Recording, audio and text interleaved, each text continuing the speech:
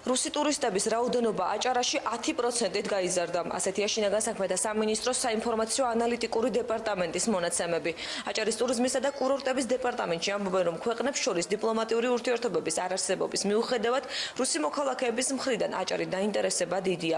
საქართველოში 2014 წლის ივლისში ყველაზე მეტი ვიზიტი კვლავ თურქეთიდან, აზერბაიჯანიდან, სომხეთიდან, რუსეთიდან და უკრაინიდან განხორციელდა. მოგეხსენებათ არაერთგვაროვანი დიპლომატიური ურთიერთობები ქვეყნებს შორის.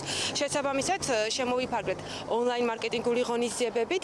ეს გამოიხატება ძირითადად სოციალურ ვებგვერდებზე მუშაობით, ასევე ისეთ პოპულარულ საიტებზე, როგორც არის კონტაქტი და იანდექსი.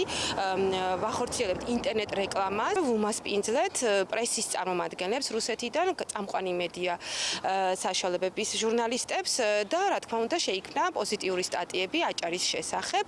ასევე ჩვენ გვაქვს რუსულენოვანი Facebook გვერდი, ჩვენი ოფიციალური ვებ გვერდი.